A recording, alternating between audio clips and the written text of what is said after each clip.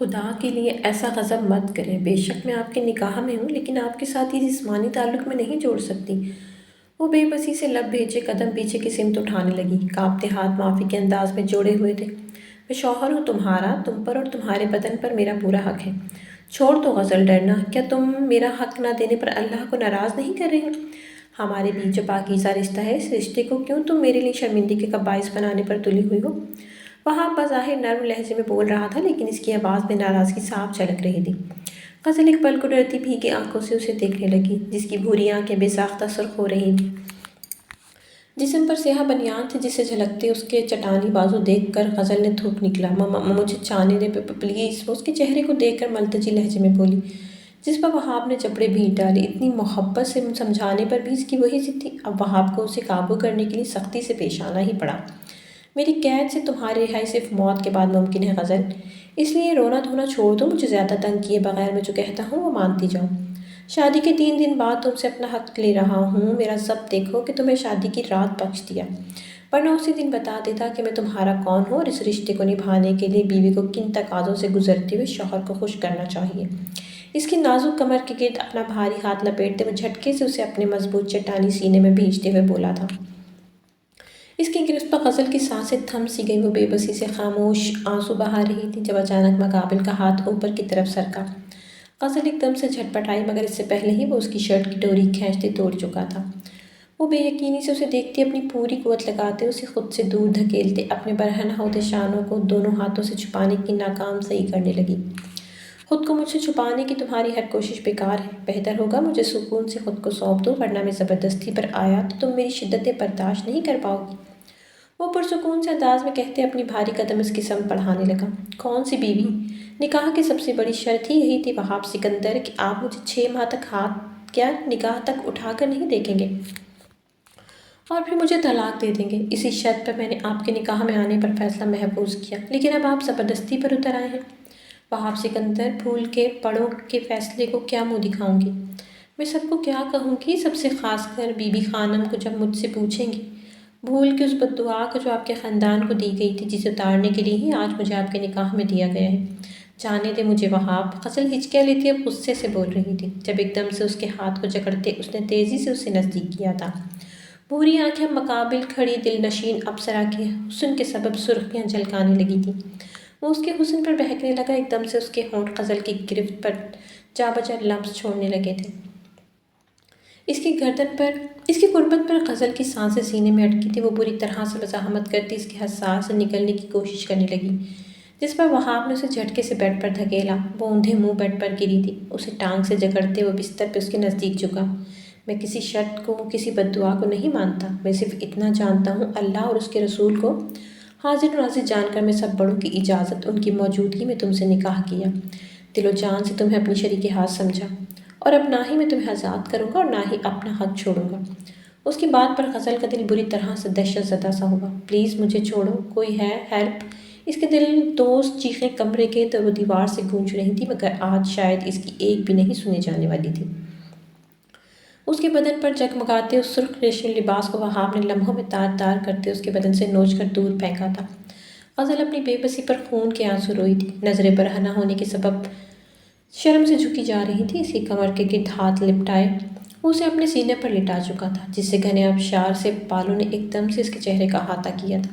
تمہاری یہ آوازیں میرے علاوہ اور کوئی نہیں سن سکتا۔ اس کے بالوں کی ایک لٹ کو انگلی پر لپٹائے وہ گھمبیر لہجے میں بولا، بھاری ہاتھ مقابل کے بدن کی گہرائیوں کو محسوس کرنے میں مگن تھے۔ سہاگ رات ہے آج ہماری، پتہ ہے نا کیا ہوتی ہے سہاگ رات؟ آج کی رات اور آئندہ آنے والی تمام راتوں کو اب سے تم ایسے ہی میرا حق ادا کرو گی اور تم ایسے ہی برہنہ ہو کر بستر پر میرا انتظار کرو گی ہر رات، سمجھ آئی میری بات؟ اس کے سرخ چہرے کو گھورتے ہوئے اس کے کانوں میں سور پھونک رہا تھا، جس پر غزل کا چہرہ مزید جھکا۔ غزل مرد کے ایسے روح کو پہلی بار دیکھتے ہی خوفزدہ ہو چکی تھی۔ اس نے جلدی سے اسباب میں ہلایا۔ حقیقی معنوں میں کسی شیر کا نوالا بننا کسے کہتے ہیں، یہ اسے 19 سالہ زندگی میں آج معلوم ہوا تھا۔ وہاب مسکراتا ہوا اب آہستہ آہستہ اس کے روح میں اترتا جا رہا تھا۔ غزل کی ساری کوششیں اس کی ضد کے آگے دم توڑتی اب سسک رہی تھیں۔ وہاب کی بڑھتی شدتوں پر نڈھال ہوتی غزل اب تھک کر آنکھیں موند گئی۔ وہاب بہت جلد اپنی تعلیم مکمل کر کے پاکستان ہمارے پاس واپس لوٹ کر آنے والا ہے، اس لیے میں چاہتی ہوں فاطمہ باجی آپ گل کا ہاتھ میرے وہاب کے ہاتھ میں دے دیں۔ میں اسے بہت پسند کرتی ہوں۔ اس کے آنے کے بعد میں جلد سے جلد اس کا ہنستا بستا گھر دیکھنا چاہتی ہوں۔ پروین خانم آنکھوں میں ڈھیروں امیدیں لیے اپنی بڑی بہن سے دل کی خواہش کا اظہار کرتی گویا ہوئی۔ بدلے میں فاطمہ بھی بہت خوش تھی، ہوتی بھی کیوں نہیں، وہ اتنے بڑے جاگیردار رئیس اور پڑھے لکھے خاندان کا اکلوتے خوبرو اور قابل وارث جو تھا، جس کا رشتہ سامنے سے خود چل کر ان کی بیٹی کے لیے آیا تھا، ایسا انسان وہ اپنی بیٹی کے لیے چراغ لے کر ڈھونڈتی تو بھی نہیں ملتا۔ لیکن ایک بہت بڑی اور بھیانک سچائی بھی تھی جو انہیں اس رشتے کو قبول کرنے کے لیے خوفزدہ کی ہوئی تھی۔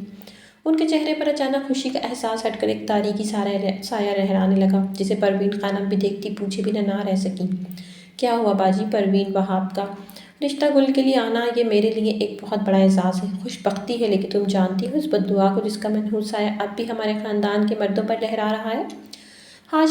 ہاشم سکندر باغ کے باپ داداؤں کے زمانے سے چلی آ رہی یہ رسم کہ پہلی شادی ہونے پر وہ 6 ماہ تک اپنی بیوی کو ہاتھ لگائے بنا انہیں طلاق دیتے ہیں اور پھر ہی دوسری شادی کرتے ہیں جو کامیاب ہوتی ہے۔ سنا ہے ہاشم باغ کے باپ نے اپنی پہلی بیوی سے اسی رات جذبات میں آ کر تعلق تو قائم کر لیا تھا، لیکن وہ بیچاری صبح کا سورج دیکھنے سے پہلے ہی گزر گئی تھی۔ مجھے اسی بات کا ڈر ہے پروین گل، میری نازو پلی بیٹی ہے، اس بددعا کی نحوست میں اپنی بیٹی پر کیسے پڑنے دوں؟ تم سے شادی سے پہلے بھی تو ہاشم باغ نے ایک عورت سے خاموش نکاح کر کے اسے چھوڑا تھا، پھر تم ہی اصل میں اس خاندان کی بہو بن کے آئی تھی، بھول گئی؟ فاطمہ گہرے لفظوں میں کہتی پروین کے کئی خدشات میں اضافہ کر گئی۔ کہہ تو تم ٹھیک رہی ہو، میں اتنی بڑی بات کیسے بھول گئی؟ خیر میں بھی ایسا ہی کوئی رشتہ نکال لوں گی، اس کے بعد ہی گل کو اپنی بہو بنا کر اس حویلی میں لاؤں گی۔ تم فکر مت کرو، میں آج ہی ہاشم سرکار سے اس مسئلے پر بات کرتی ہوں، پھر وہاب کے آنے پر ہم اس سے بات کر کے پہلے تو اس منحوسیت سے پیچھا چھڑائیں گے، پھر ہی اس کی اور گل کی شادی دھوم دھام سے کریں گے۔ پروین خانم کھڑی ہوتی اپنی شال خود پر پھیلاتی فاطمہ سے بولی اور پھر ان سے اجازت لیتی چلی گئی۔ گھر آ کر انہوں نے ساری بات ہاشم سکندر کے سامنے رکھی تو انہوں نے بھی اس بات کو حقیقت قرار دیتے یہی مشورہ دیا کہ وہ وہاب کی پہلی شادی کسی اور لڑکی سے کر کے اس کی طلاق کے بعد ہی اس کی دوسری شادی کو کامیاب دیکھ سکتے ہیں، اس کے علاوہ نہیں۔ میاں بیوی کے صلح مشورے کے بعد ہی انہوں نے فیصلہ لیا کہ اس کے آتے ہی وہ 1 ہفتے کے اندر اس کا نکاح کسی ایسی لڑکی کے ساتھ کر دیں گے جسے طلاق کا کوئی مسئلہ نہ ہو۔ اور پھر وہ دن آ کے جب پروین خانم اور ہاشم سکندر کی خوشی کا کوئی ٹھکانہ ہی نہ تھا۔ ان کی آنکھوں کا نور، ان کے جگر کا گوشہ 4 سال بعد پاکستان واپس لوٹ آیا تھا۔ لمبا قد، گورا رنگ، بھوری آنکھیں، گھنے بال، ورزشی جسامت اور خوبصورتی کا شاندار نمونہ تھا۔ ہائے میرا بچہ، شہزادوں سے بھی حسین میرا بیٹا، پروین خانم اسے سینے سے لگائے گئی ہزاروں کے نوٹ اس پر سے وارتے ہوئے خوشی سے بولی۔ وہاب ان کی ممتا پر نہال ہوتا خوشی سے سرشار ان کے ماتھے پر لب رکھتے، پھر وہ اپنے باپ سے ملنے لگا جو کتنی ہی دیر اسے سینے میں بھرے کھڑے رہے، اور بھی اس کے خاندان کے باقی لوگ بھی تھے جن سے وہ ایک ایک کر کے اب مل رہا تھا۔ اس کے بعد کھانے پینے کا ماحول بنا، وہاب بہت تھک گیا تھا، جس پر وہ اٹھ کر آرام کرنے کے لیے چلا گیا۔ پیچھے سے سب اپنی اپنی خوش گپیوں میں مصروف ہو گئے۔ یہ سچ ہے بیٹا، ہمارے خاندان کے مرد پہلی شادی صرف نام کی کرتے ہیں، 6 ماہ بعد طلاق کے بعد پھر جب دوسری شادی کی جاتی ہے وہی اصل بیوی ہوتی ہے۔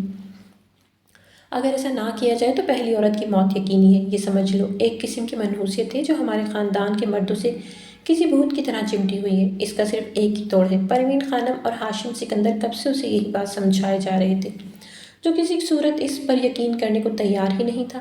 کیا بکواس ہے بابا جان، کون سی بددعا، کیسی منحوسیت؟ آپ کے باپ کے بھی باپ کی اگر کسی بیوی کا انتقال قدرتی طور پر ہوا ہوگا تو آپ لوگ اسے حقیقت مان کر یہ ظلم کرتے چلے آ رہے ہیں۔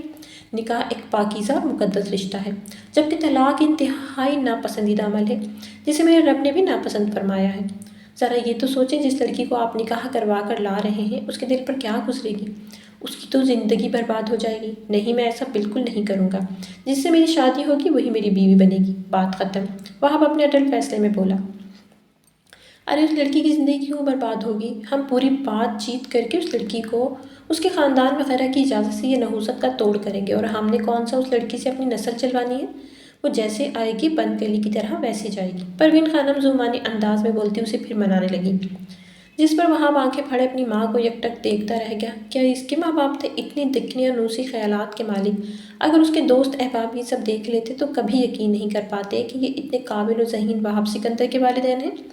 دیکھ وہاب، تجھے میری قسم ہے یہ نکاح کرے گا، لیکن بس، پروین خانم ضدی لہجے میں کہتی ایک دم اٹھی۔ اس کے راضی نہ ہونے پر انہوں نے اسے ایموشنل بلیک میل کرنا ہی مناسب سمجھا، جس پر وہ آخر میں گہرا سانس لیتا کھڑا ہوا۔ ٹھیک ہے، اگر آپ لوگوں کو یہی ضد ہے تو میں مزید آپ لوگوں کے ساتھ بحث نہیں کر سکتا۔ جو آپ لوگوں کو ٹھیک لگے وہ کریں، لیکن یہ بات یاد رکھیے گا، نکاح آپ لوگوں کی مرضی اور خوشی سے ہو رہا ہے۔ جانے سے پہلے وہاب اپنے ایک ایک لفظ پر زور دیتا بولا، جس پر پروین خانم اور ہاشم سکندر اس کی بات کا مطلب بنا سمجھے ہی خوش ہو گئے۔ پروین خانم تو بنا وقت ضائع کیے گاؤں بھر میں لڑکیاں تلاش کرنا شروع ہو گئیں۔ انہیں جلد سے جلد اس نحوست کو اپنے بیٹے سے وار کر پھینکنا تھا تاکہ وہ اپنی بہن کی بیٹی بہو بنا کر لا سکے۔ آخر کار ان کی صبح شام کی بھاگ دوڑ رنگ لے اور انہیں وہ لڑکی مل ہی گئی جو اس نحوست کے طور پر راضی ہو گئی تھی۔ نام غزل تھا، 18 سال کی کم سن معصوم اور بہت ہی حسین، جسے دیکھ کر آنکھیں اسی پر ٹھہر جائیں۔ خانم خود ایک پلکوں سے دیکھتی گہری سوچ میں گم ہو گئی۔ انہیں اس کی اتنی خوبصورتی سے ڈر لگ رہا تھا کہ کہیں وہاب اسے دیکھ کر بہک کر سب کچھ خراب ہی نہ کر بیٹھے، لیکن اس کے علاوہ کوئی اور راضی بھی تو نہیں ہو رہا تھا۔ اس نکاح کے لیے وہ مجبور تھیں۔ اسے وہاب کے نکاح میں لانے کو غزل ایک قریب ماں باپ کی بیٹی تھی جس کے آگے پیچھے کوئی نہیں تھا۔ اسے پڑھنے کا بہت شوق تھا، جب اپنی محنت اور لگن سے اس نے انٹر تک تعلیم حاصل کر ہی لی تھی۔ اس کے بعد ماں کی طبیعت کی خرابی کی وجہ سے اس نے تعلیم آگے روکتے ہوئے گھر میں ہی بچوں کو ٹیوشن دینا شروع کر دیا۔ اس نکاح کے بدلے اس نے پروین خانم سے صرف اتنا چاہا تھا کہ وہ اس کی ماں کا علاج کروا دے، جس پر وہ خوشی سے راضی بھی ہو گئی۔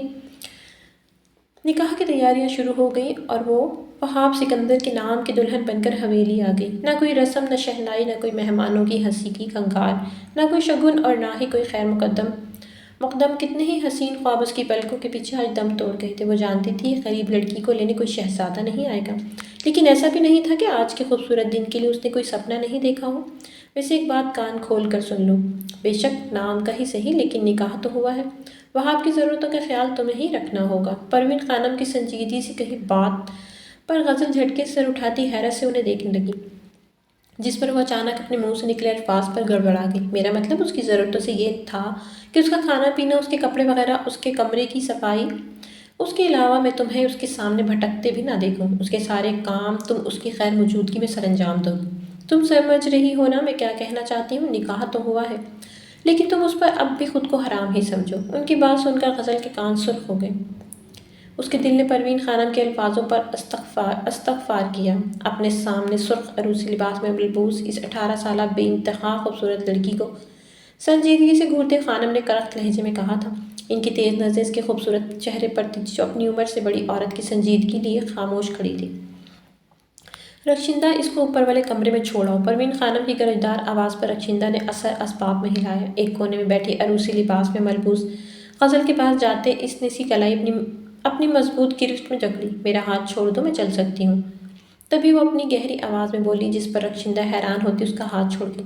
پروین خانم نے اس پل اس چھوٹی لڑکی کو اچنبے سے دیکھا جو اندر سے کہیں چٹان سے مضبوطی لیے ہوئی تھی۔ وہ رخشندہ کے پیچھے چھوٹے چھوٹے قدم اٹھا چل رہی تھی، جو ایک دروازے کے سامنے آتی رکتی ہوئی بولی تھی، یہ ہے تمہارا کمرہ، اور کسی چیز کی ضرورت ہو تو نیچے آ کر مجھے بتا دینا۔ تم میری مالکن تو ہو نہیں جس کے لیے میں اوپر بھاگ بھاگ کر آؤں گی۔ رخشندہ منہ بگاڑ کر کہتی اسے اوپر سے نیچے تک گھور کر دیکھتی بولی اور چلی گئی۔ غزل ہلکا سا مسکرا دی اور دروازہ کھول کر اندر چلی گئی۔ کمرہ چھوٹا مگر صاف ستھرا تھا۔ خستہ حال کا ایک کونے میں رکھا بیڈ جس پر پرانی چادر بچھی تھی، چھوٹی سی لکڑی کی الماری کے ساتھ ایک میز کرسی کے علاوہ وہاں کچھ نہیں تھا۔ غزل چھوٹا سا اپنے ساتھ لایا وہ بیگ ایک طرف رکھتی بیڈ پر بیٹھ گئی۔ کھانا وہ گھر سے کھا کر آئی تھی، اب اسے تھکن کی وجہ سے بہت نیند آ رہی تھی، جس سے وہ جلد ہی بیڈ پر لیٹتی سو گئی۔ وہاں آستینوں پر کرتا تیزی سے اپنے کمرے کی طرف بڑھا تھا، لیکن کمرے کا دروازہ کھولنے پر اسے ایک گہری مایوسی نے گھیر لیا۔ اس کا آج نکاح ہوا تھا، نہ تو دلہن کہاں تھی؟ یہ کس قسم کی جہالت تھی؟ غصے سے کھولتے دماغ کے ساتھ ابھی وہ گہرے سانس لیتا کھڑا ہی ہوا تھا جب ایک ملازمہ وہاں آتی بولی، چھوٹے سائی، آپ کو بیوی جی کھانے پر یاد کر رہی ہیں۔ غزل کہاں ہے؟ جب وہ غصے سے پلٹتا بولا، وہ تو اوپر کے کمرے میں ہے جی۔ ملازمہ ایک دم گھبرا گئی، ٹھیک ہے، اسے بھی بولو کھانا کھانے آئے۔ اتنا کہتا وہ چلا گیا۔ جب ملازمہ سر کھجانے لگی، اسے سمجھ نہیں آئی کس کی بات مانے، چھوٹے سائی کی یا سردارنی کی۔ کیا ہوا وہاں بیٹا، کھانا کھاؤ۔ پروین خانم اسے خاموش بیٹھا دیکھ کر پریشانی سے بولی، غزل کو آ لینے دے، پھر ساتھ کھاتے ہیں۔ اس کی بات سن کر ہاشم سکندر اور پروین خانم کے ماتھے پر گہرے بل پڑ گئے۔ اسے کھانا کمرے میں پہنچا دیا گیا ہے، اس کی فکر کرنا تمہارا کام نہیں۔ ہاشم سکندر سختی سے بولے، جس پر وہاب لب بھیج کر رہ گئے۔ انہیں سمجھانا بھینس کے آگے بین بجانے جیسا تھا، اس لیے سمجھانے سے کہیں زیادہ اس کا عمل کرنا اب ضروری تھا۔ اس وقت سمجھداری سے کام لیتے وہ خاموشی سے کھانا کھانے لگا، پھر اٹھ کر اپنے کمرے میں آ گیا۔ رات کے قریب 2 بجے کا وقت تھا جب وہ دروازہ کھولتے بنا آہٹ کے کمرے میں داخل ہوا۔ پورا کمرہ مکمل تاریکی میں ڈوبا ہوا تھا، جسے ایک نگاہ دیکھ وہاب نے لب بھیج ڈالے۔ وہ اب سردر سانس خارج کرتے آگے بڑھا۔ ہلکی روشنی میں اس کی پہلی نگاہ بستر پر سو رہی اس نازک وجود پر پڑی جو اس کی محرم بنا کے لائی گئی تھی۔ قریب آتے اس کے معصوم چہرے پر جیسے ہی اس کی پہلی نگاہ پڑی وہ اسے دیکھتا ہی رہ گیا۔ کمال کا حسن تھا، اوپر سے اس کی کم عمری اور وہ سانس تک لینا بھول گیا۔ اسے اس بات کا اعتراف کرنے میں کوئی شرم نہیں تھی کہ پہلی ہی نظر میں وہ غزل پر اپنا دل ہار بیٹھا تھا۔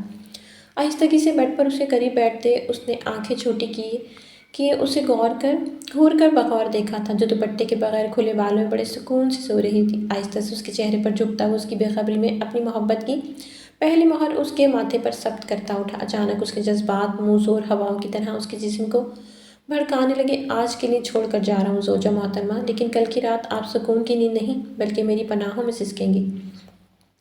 وہاں بھی ایک نظر اسے دیکھ کر دل میں کہتا اپنے نرم گرم جذبات لیے فوراً وہاں سے چلا گیا۔ اگلی صبح غزل نیچے سر جھکائے کچن کی طرف بے خیالی میں بڑھ رہی تھی، تبھی برابر سے آتے وہاب سے اس کی زوردار ٹکر ہوئی جس سے وہ زمین پر گری تھی۔ تبھی وہاب کے مضبوط بازو نے اسے سنبھال لیا۔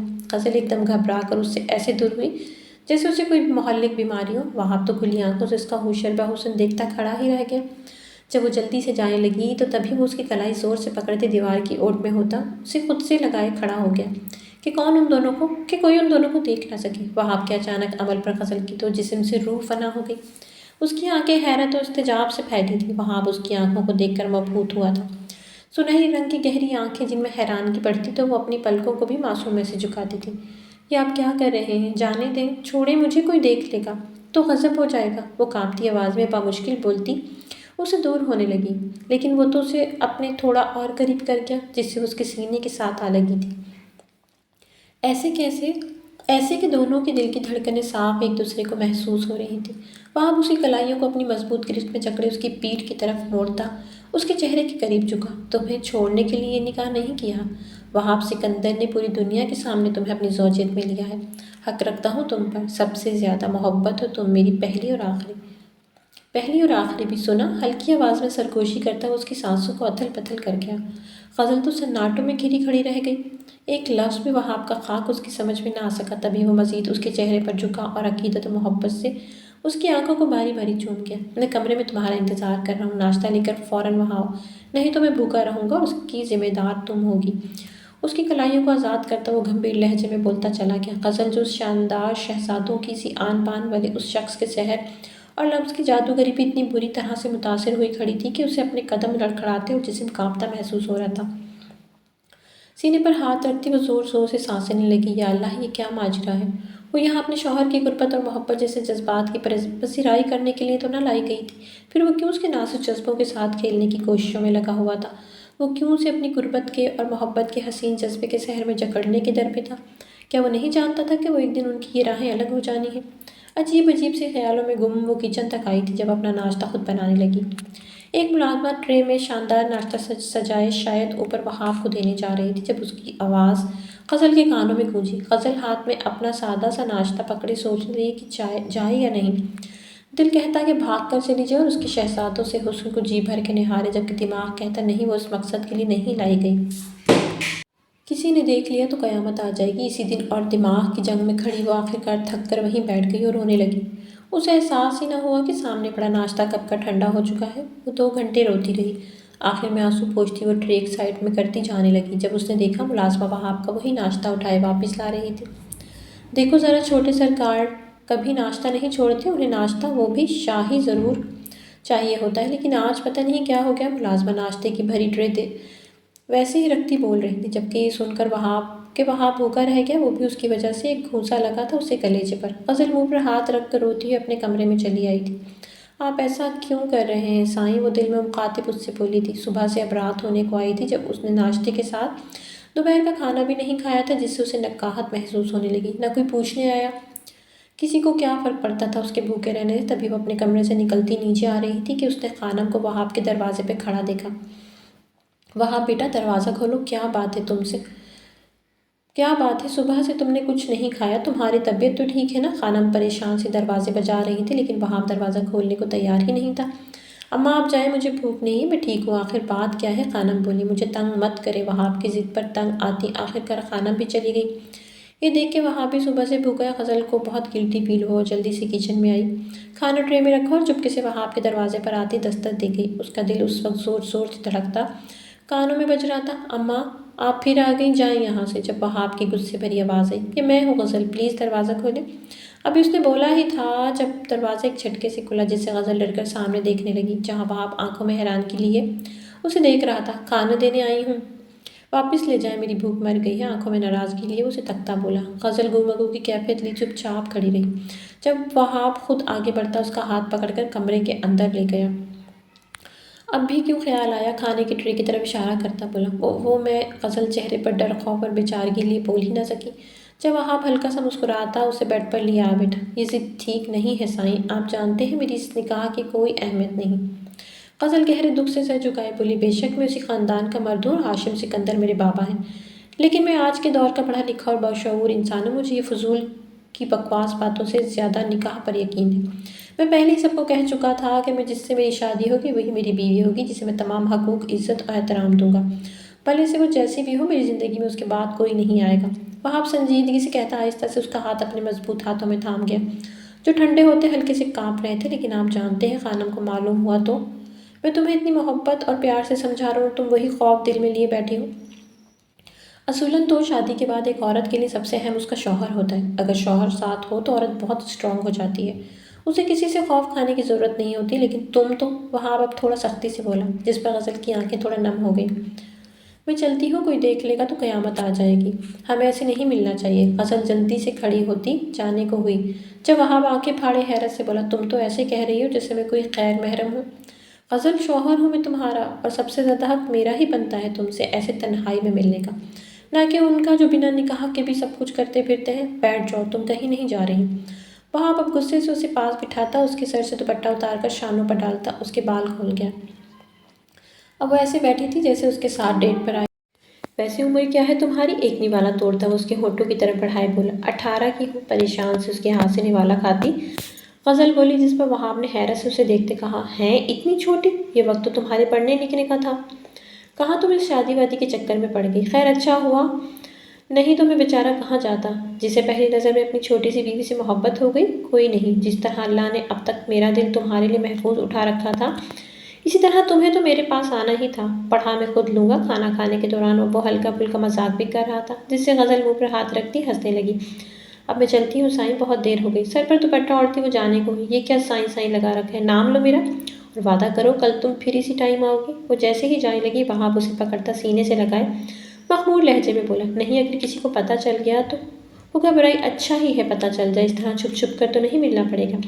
اگر تم مضبوط ہو جاؤ، میرا ساتھ دو، تو میں تمہارے سارے حالات بہتر کر دوں گا۔ اسے پھر خود پر یقین کرنے کو کہہ رہا تھا۔ غزل کی آنکھوں میں خود اذیتی لیے اسے دیکھنے لگی۔ اچھا جانے سے پہلے مجھے کوئی خوشی ہی دیتی چلی جاؤ۔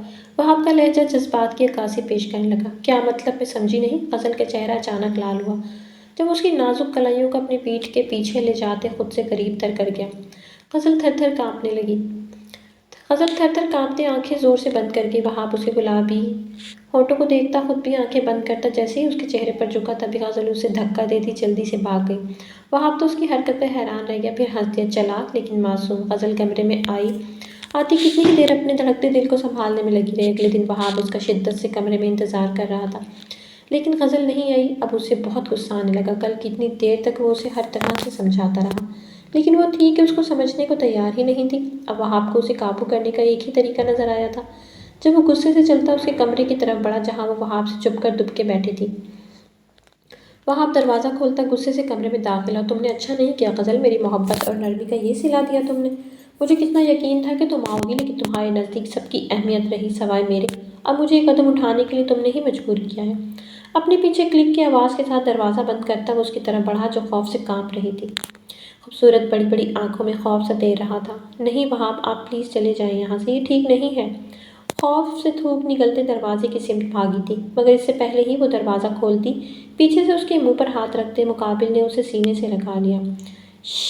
پھڑپڑاؤ مت، میں نے کہا تھا اگر تم نہ آئیں تو پھر میں خود آؤں گا۔ اپنے کان کے نزدیک وہاب کی گمبھیر سرگوشی نما آواز سنتے غزل کی آنکھیں حد درجہ پھیلی تھی۔ وہ اسے لمحوں میں بازو سے پکڑتے اپنے نزدیک کھینچ چکا تھا۔ چاند کی مدھم سی روشنی غزل کے ہونٹوں اور گردن پہ پڑ رہی تھی، جبکہ وہاب اس کی مدہوش کرتی آنکھوں میں دیکھ رہا تھا، جو ہمیشہ کی طرح آج بھی اس کے خوف سے گلابی پڑ رہی تھی۔ وہاب کا بھاری ہاتھ غزل کی نازک کمر کے پورے استحقاق سے لپٹا تھا۔ سیاہ آبشار ایک دم سے اس کی پشت اور مقابل کے چہرے پر بکھری تھی۔ غزل اس کے سینے پر ہاتھ رکھتے دور ہونے کی کوشش کرنے لگی، مگر اس کے ہاتھوں کو کمر سے لگائے مقابل نے جھک کر اس کی گردن کو بےتابانہ چوما تھا۔ غزل کا پورا وجود پسینے سے شرابور ہوا۔ وہ بری طرح سے جھٹپٹائی تھی۔ دوپٹہ اتارتے وہاب نے جھٹکے سے اسے دور پھینکا تھا، لیکن وہ تھا کہ اس کی آہیں منتیں جیسے اس پر کچھ اثر ہی نہیں کر رہی تھیں۔ جھٹکے سے اسے گود میں اٹھاتے اسے بیڈ پر لے آیا اور بہت نرمی سے اس پر جھکتا پورے استحقاق سے اپنا حق لینے لگا۔ غزل کی تمام مزاحمت اس کے سامنے دم توڑ گئی۔ آہستہ آہستہ وہ اس کی پیار کی برسات میں بھیگتی چلی گئی۔ اگلی صبح وہاب کے لیے بہت حسین اور خوبصورت تھی۔ وہی غزل کے پریشانیوں ڈھیروں فکر لے کر آئی تھی۔ وہاب نے کل رات جو کیا تھا، اگر اس کا خانم کو پتہ چل جاتا تو کیا ہوتا؟ وہ ایسی ہی سوچوں میں ڈوبی بیٹھی تھی جب اسے اپنی گردن پر کسی کے ہونٹوں کا لمس محسوس ہوا۔ وہ جھٹکے سے مڑتی روتی ہوئی بولی، آپ نے اپنی مرضی کر لی وہاب، اب میں کیا کروں گی؟ کیا جواب دوں گی سب کو؟ جب آپ مجھے چھوڑ دیں گے تب مجھے کون اپنائے گا؟ اس کی پھر وہی باتیں سن وہاب کا دماغ بھی گھوما۔ عزت نہیں لوٹی، تمہارا شوہر ہوں، تمہارا حق لیا ہے اپنا، تمہیں تو خوش ہونا چاہیے اور میں تمہیں کبھی بھی نہیں چھوڑوں گا، سمجھی؟ میری بیوی بن کر رہو گی تم اب سے۔ اور کل رات تو میں نے تمہارا رونا دھونا برداشت کر لیا غزل، لیکن اب کی راتیں مجھے تم روتی دھوتی نہ۔ صبح اٹھنے پر غزل کا حسن دیکھ کر ایک بار پھر بہکتا وہ اس کے قریب آیا تھا، لیکن اس کی وہی پرانی باتوں پر سر پیٹتا دیکھ کر وہ اٹھ کر چلا گیا۔ غسل کے بعد وہ کھلی کھلی سی آئینے کے سامنے کھڑی قمیض کی ڈوری باندھ رہی تھی جب اچانک کمرے میں داخل ہوتا وہاب اس کی پشت کو دیکھ مدہوش لہجے میں بولا، ایسے کام کرنا ہو تو دروازہ بند کر کے کیا کرو لڑکی، ورنہ واش روم یا ڈریسنگ روم میں چینج کر کیا کرو۔ غزل اسے دیکھتی جلدی سے سیدھی ہوئی، اس کی سانسیں اچانک وہاب کو دیکھ کر تیز تیز چلنے لگی۔ سیاہ رنگ کا ویلوٹ کا سوٹ اس کے بدن پر جچ رہا تھا، گردن کی پشت دودھ کی مانند چمک رہی تھی۔ بھیگے بالوں کی وجہ سے پوری پچھلی قمیض گیلی ہو چکی تھی۔ سینے پر ہاتھ باندھے بغیر اس کے متناسب سراپے کا جائزہ لیتا وہ بروج کھاتے دبے قدموں سے آگے بڑھا تھا۔ اس کے نزدیک کھڑے ہوتے اچانک اس کے ہاتھ غزل کی پشت پر ڈوریوں میں الجھے۔ وہاں بے اختیار ہوتا اس کے ہونٹوں کو اپنی گرفت میں لیتا اس کی ڈوریاں باندھنے لگا۔ غزل کرنٹ کھاتے مڑنے لگی تھی، مگر وہاب اس کی کوشش بڑی آسانی سے ناکام بنا چکا تھا۔ تم تو کافی ہاٹ ہو بیوی، اس سے دور ہوتا اس کے سراپے پہ بے باک نگاہیں دوڑاتے ہوئے اس کے کان میں جھک کر سرگوشیانہ بولا۔ غزل کی آنکھیں شرم و خفت سے بند پڑی تھی، وہ نہیں جانتی تھی مقابل کے ایسے جملوں کا جواب کیا دے۔ چھوڑے مجھے، آپ یہاں کیوں آئے؟ اگر کسی ملازمہ نے دیکھ لیا تو؟ وہ کپ کپاتے ہونٹوں سے بمشکل بولی تھی۔ اس کے لہجے کی لرزاہٹ پر وہاب نے اپنی مسکراہٹ بمشکل دبائی۔ تمہارے کمرے میں کوئی نہیں آنے والا غزل، ڈرنا چھوڑ دو، ایک نہ ایک دن تمہیں تھک کر میری باہوں میں ہی آنا ہے۔ تو ابھی کیوں نہیں؟ موقع بھی ہے اور دستور بھی۔ اس کے بھیگے بالوں میں چہرہ چھپاتے ہوئے مدہوش کن لہجے میں بولا تھا۔ کمر پر اس کی سخت تر ہوتی گرفت محسوس کرتے غزل جھٹپٹائی تھی۔ سانسوں کی سرسراہٹ وہاب کو اپنی دھڑکنوں میں اترتی محسوس ہو رہی تھی۔ وہاب کے ہونٹ اس کی گردن پر لمس چھوڑ رہے تھے۔ اس کی وضاحت کے باوجود بھی وہ اسے تنگ کرنے میں مگن تھا۔ جب غزل کے سسکنے پر وہ لب بھینچ کر رہ گیا۔ وہ اسے محض تنگ کر رہا تھا، مگر ایک سچ یہ بھی تھا کہ اب وہ اس کی بیوی تھی۔ وقت گزرنے کے ساتھ ساتھ غزل کی خوبصورتی وہاب کو اس کی جانب راغب کر رہی تھی۔ ویسے وہ اس حویلی کا خوبصورت مرد تھا۔ اپنی دسترس میں موجود عورت اسے اپنی باہوں میں ہونے کے ساتھ ساتھ دل سے بھی اپنی چاہیے تھی۔ جب ایک دم سے اس سے دور ہوتا بنا کچھ کہے باہر نکل گیا، غزل اب اس کی بڑھتی جسارتوں پر ڈرنے لگی تھی۔ دوسری طرف خانم وہاب کی دوسری شادی کی زوردار تیاریاں اس کے سامنے کرتی دکھائی دیتی، جو اس کے دل پر آری کا وار کرتے۔ وہ انہیں کیسے بتاتی کہ ان کا بیٹا کب کا اسے بیوی کے درجے پر فائز کرتا ہمیشہ کے لیے اسے نہ چھوڑنے کا فیصلہ کر چکا ہے۔ وہاب جو صبح کا گیا اب تک نہیں لوٹا تھا خانم کے ساتھ، وہ بھی اس کی فکر میں پریشان تھی۔ رات کے 12 بج رہے تھے، نیند سے اس کی آنکھیں بند ہونے جا رہی تھیں۔ کل رات بھر وہاب کی گستاخیوں نے اسے سونے نہیں دیا تھا، تو آج اس کی غیر موجودگی اس کا دل ہلائے دے رہی تھی۔ بڑی مشکل سے 1 بجے تک وہ خود کو جاگنے پر مجبور کرتی رہی۔ آخرکار اس کی آنکھیں بند ہو گئیں جب وہ رات 2 بجے کمرے میں داخل ہوا تھا۔ ہلکی چاند کی روشنی کھڑکی سے اندر آتی ایک بہت حسین نظارہ پیش کر رہی تھی۔ آج کا سارا دن بہت تھکا دینے والا رہا تھا۔ شال شانوں سے اتارتے ایک طرف رکھی تھی، بیڈ پر بیٹھتے اس نے قمیض کے اوپری بٹن کھولتے قمیض اتارتے کرسی پر پھینکی، پھر غزل کی سمت پڑا جہاں غزل چہرے پر دنیا جہاں کی معصومیت لی بے خبر سو رہی تھی۔ لبوں پر رینگتی مسکراہٹ کو دبائے وہ آہستگی سے بیڈ پر سو رہی تھی۔ غزل کی طرف جھکا، کمفرٹر خود پر اوڑھتے اس نے آنکھیں چھوٹی کیے اسے کھول کر دیکھا، جو دوپٹے کے بغیر کھلے بالوں میں بڑے سکون سے سو رہی تھی۔ وہاب اس کے بے انتہا نزدیک لیٹتے اسے کمر سے جکڑتے سینے میں بیچے چہرہ اسے گردن میں چھپا چکا تھا۔ اپنی گردن پر کسی کی دہکتی سانسیں، کسی کے ہونٹوں کے عجیب سے لمس پر وہ نیند میں بھی کسمس آئی تھی، جس پر وہاب نے لب دانتوں تلے دبائے اپنی بیئرڈ اس کے گال پر رب کی۔ جس کی چبھن سے غزل کی نیند بھگ سے اڑی۔ وہ نیند سے بھری گلابی آنکھیں واقعی اسے بے یقینی سے دیکھنے لگیں۔ وہاب کی بھوری آنکھیں اسی پر ٹکی تھی۔ ہائے سویٹ ہارٹ، گھمبیر آواز میں کہتے ہوئے اس کی پیشانی چوم گیا۔ غزل کئی لمحے خواب کسی کیفیت میں اسے دیکھ رہی تھی۔ وہ جب سوئی تھی تب وہاب کہیں بھی نہیں تھا۔ اب اس کا یوں اپنے اس قدر نزدیک ہونا اسے خواب سے لگ رہا تھا۔ جبکہ وہاب بے قرار نگاہوں سے اس کے خوبصورت چہرے کو دیکھتے، اس کے ہاتھوں کو چومتے، اس کے چہرے پر جھکا اپنا لمس چھوڑنے لگا۔ اس وقت شدید تھکا ہوا تھا۔ پہلے تو وہ اپنی تھکن جاگ کر اور سگریٹ پھونک کر ختم کر دیتا تھا، مگر اب سامنے لیٹی لڑکی اس کی حلال بیوی تھی۔ وہ اپنی ہر جائز خواہش سے پوری کرنے کا حق رکھتا تھا۔ آپ آ گئے، لیکن آپ یہاں کیا کر رہے ہیں؟ کسی نے دیکھ لیا تو؟ غزل اس کے یوں خود پر حاوی ہونے پہ گھبرائی تھی، دل بے تحاشا دھڑکا تھا۔ آئی نیڈ یو غزل، وہ اس کی گردن سے چہرہ اٹھائے اس کی آنکھوں میں دیکھتے مدہوش کن لہجے میں بولا تھا۔ غزل پھیلی خوفزدہ آنکھوں سے اسے دیکھ رہی تھی۔ کچھ بھی نہیں ہوگا، جسٹ ریلیکس، وہاب اسے پچکارتے نرم لہجے میں بولا تھا۔ اسے یقین تھا وہ تھوڑی دیر نخرے دکھائے گی مگر پھر مان جائے گی، اور وہی ہوا۔ وہاب ایک بار پھر اس کے وجود پہ گہرے سائے کی طرح چھایا، اسے اپنی شدتوں سے نڈھال کیے ہوئے تھا۔ اگلی صبح وہ وقت سے پہلے غسل کرتی واش روم سے باہر آئی۔ جب اس نے پلٹ کر محبت بھری نگاہوں سے سوئے وہاب کو دیکھا، آہستہ سے قریب آتی، جھک کر اس کے ماتھے کو چومتی، وہ جیسی دروازے سے باہر نکلی، اس کی آنکھیں سامنے کھڑی پروین خانم کو دیکھتی دم بخود رہ گئیں، جو قہر بار نظروں سے اسے ہی گھور رہی تھی۔ اس کا چہرہ انتہا کا سرخ ہو گیا تھا، ایسے جیسے جسم کا سارا خون اس کے چہرے پر آن سمٹا ہو۔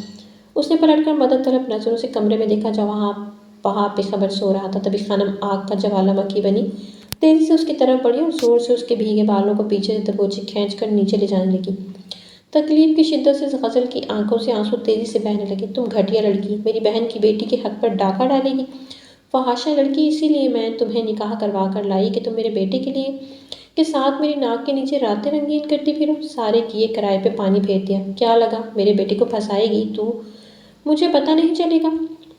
وہ گھراتے ہوئے کہتی، ساتھ ہی اسے کانچ سے بھرے فرش پر پھینک چکی تھی۔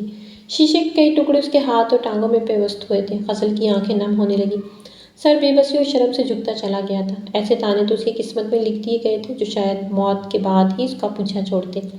میں نے کچھ نہیں کیا، چٹاخ! یا غزل اپنی صفائی میں بولی، مگر اس کی بات کو پروین خانم کے تھپڑ نے روک دیا۔ غزل کا سر چکرایا تھا، وہ لڑکھڑا کر گرنے لگی تھی، گال پر انگلیوں کے نشان چھپ چکے تھے۔ وہ گال پر ہاتھ رکھتے اپنی سسکیاں دبانے لگی۔ کیا کر رہا تھا وہاب تمہارے کمرے میں؟ فحاشہ مکار لڑکی، کیا کر رہی تھی رات بھر تم اس کے ساتھ؟ بولو! ان کی آواز اس قدر بلند ہوئی تبھی ہاشم سکندر بھی وہاں آ گئے۔ کیا پوچھ رہی ہوں میں؟ جواب دو بدچلے لڑکی! پروین خانم اسے پیچھے کو دھکیلتی چلائی تھی۔ اس سے پہلے کہ غزل کچھ کہتی، ہاشم سکندر غصے سے آگے بڑھے، ان کا ہاتھ ہوا میں اٹھا۔ اس سے پہلے کہ وہ غزل کو تھپڑ مارتے، پیچھے سے آتے کسی نے ان کا فضا میں بلند ہوا ہاتھ تھاما تھا۔ ہر کوئی شاکڈ سی کسی کیفیت میں مبتلا سامنے کھڑے وہاب کو دیکھ لگا۔ وہاب! ہاشم سکندر پھیلی آنکھوں سے اسے دیکھتے بڑبڑائے۔ آنکھوں کی پتلیاں حد درجہ پھیلی تھی، کیونکہ وہ شرٹ لیس برہنہ جس حالت میں وہاں آیا تھا، ان کا پورا وجود لمحوں میں شل پڑ گیا۔ پروین خانم بری طرح سے چکرائی تھیں۔ انہیں ہرگز اندازہ نہیں تھا کہ وہاب یوں ایسی حالت میں چلا آئے گا۔ پیچھے ہٹو تم وہاب، ایسی بدکماش عورتوں کو اچھے سے جانتی ہوں میں، آج اس کو میں جان سے مار دوں گی۔ پروین خانم نے غزل کو بالوں سے جکڑتے بے دردی سے کھینچا۔ غزل کی دل توز چیخیں پوری حویلی میں گونج اٹھی تھیں۔ وہاب تڑپ کر آگے بڑھتا ایک جھٹکے سے غزل کو سینے سے لگا گیا۔ یہ کیا طریقہ ہے؟ اماں بھولے مت، غزل میری بیوی ہے، وہاب سکندر کی عزت، آپ تو کیا کوئی بھی اسے چھونے کی جرات نہیں کر سکتا؟ نکاح کیا ہے میں نے اس سے، آپ سب کی موجودگی میں، گناہ نہیں کیا۔ وہ شہادت کی انگلی اٹھاتے بلند آواز میں دھاڑا تھا۔ نہیں مانتی میں اس کو نکاح، میں نہیں مانتی اس لڑکی کو تمہاری بیوی، اس لیے اس کو طلاق دو فوراً۔ تمہاری شادی گل سے ہونا طے پایا ہے اور گل سے ہوگی، اس لیے اس عورت کو جہاں سے لائی ہوں وہاں واپس چھوڑ کر آؤں گی۔ تم اس دو ٹکے کی لڑکی کے لیے اپنی ماں سے سوال جواب کر رہے ہو؟ میں اس کو جان سے مار دوں گی آج۔ پروین خانم اپنا آپا کھوتے غزل پر جھپٹی تھی۔ غزل ڈر کر وہاب کی اور میں جھکتے آنکھیں خوف سے موند گئیں۔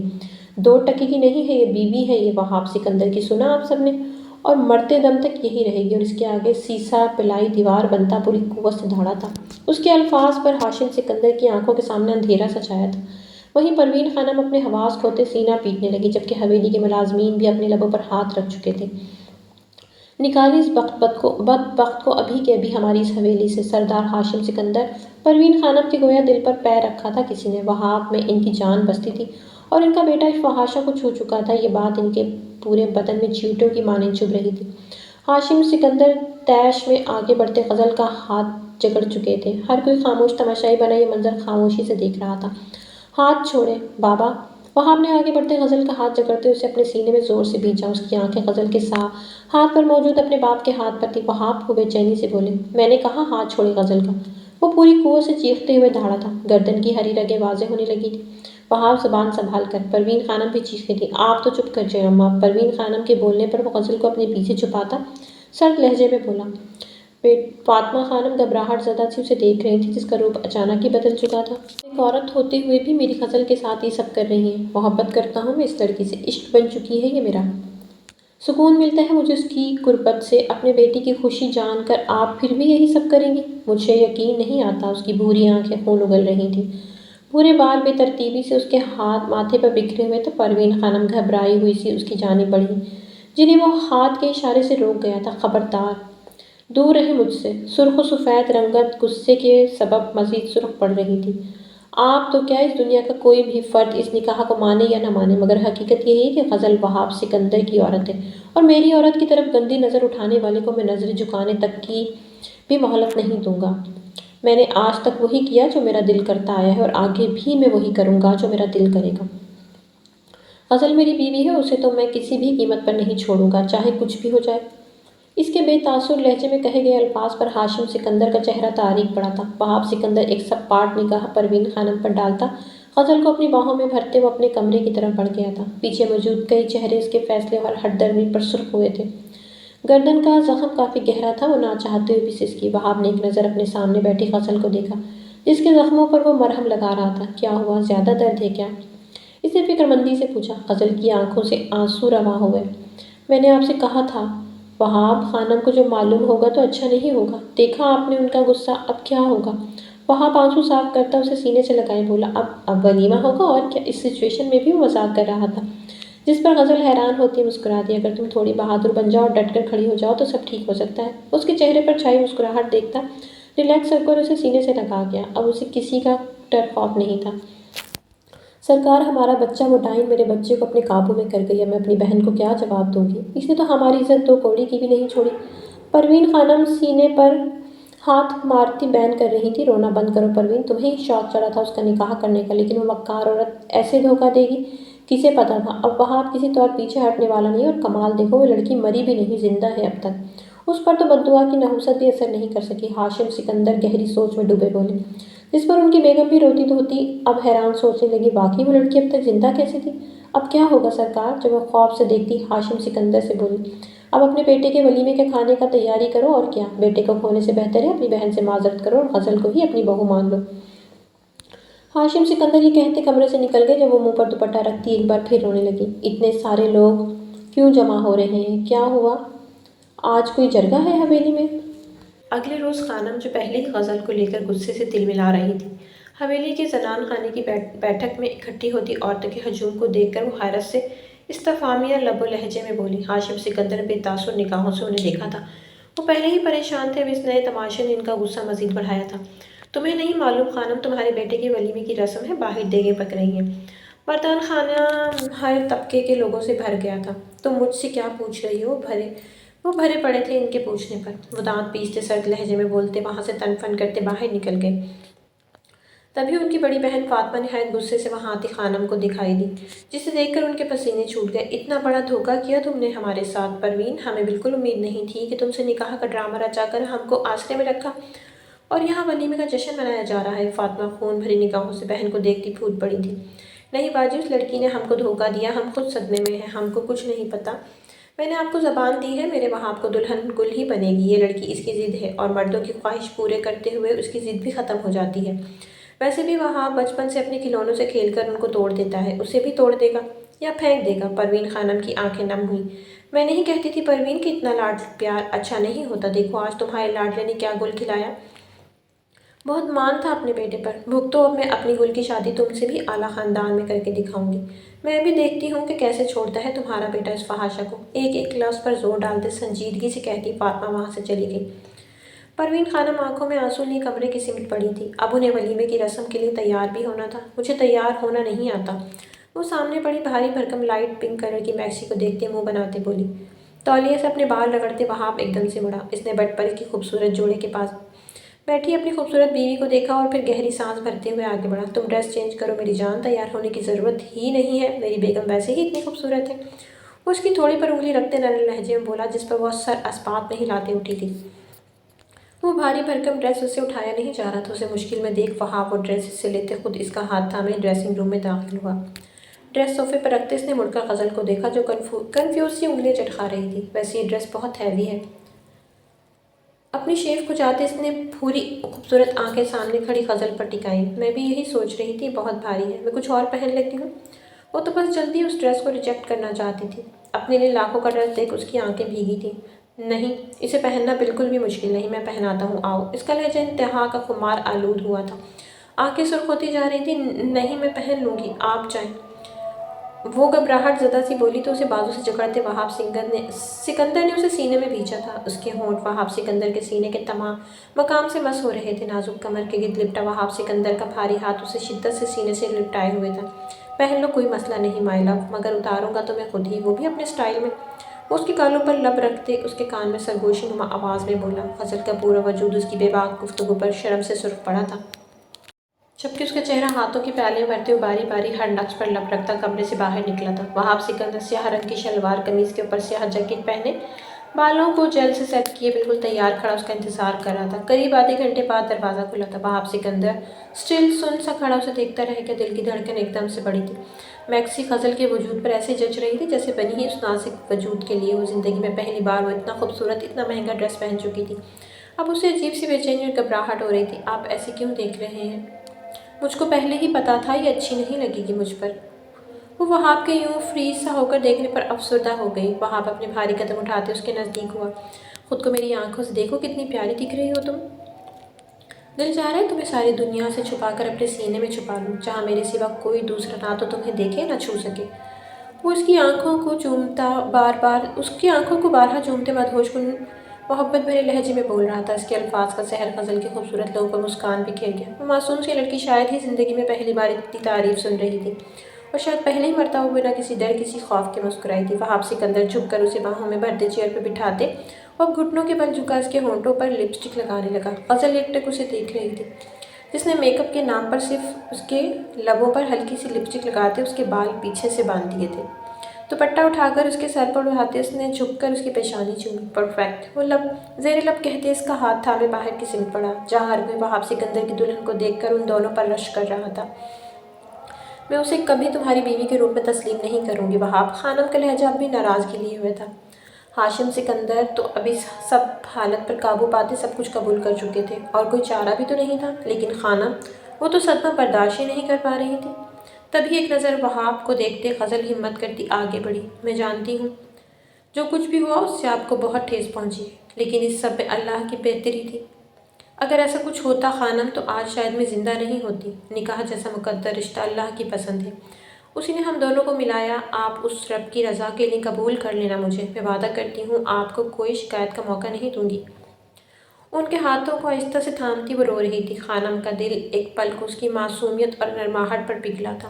تبھی وہاب بھی انہیں پیچھے سے باہوں میں بھرتا لاڈ سے بولا، مان جائے نامہ، اتنی خوبصورت بہو ہے آپ کی جو آپ کو منا رہی ہے۔ آخر آج کل کون بہو اپنی ساس کو مناتی ہے؟ وہاب کی شرارت بھری بات پر اچانک پروین ہنسی تھی، اور وہیں وہاب زور سے یہو یہو کے نعرے لگانے لگا۔ تبھی وہ ہاتھ سے خاندانی کنگن اتار کے غزل کو پہنا گئی، جس پر غزل کے ساتھ وہاب بھی حیران ہوا۔ اپنی اولاد کی خوشی کے لیے ماں بڑی سے بڑی تکلیف بھلا دیتی ہے، پھر تم اس کی محبت ہو۔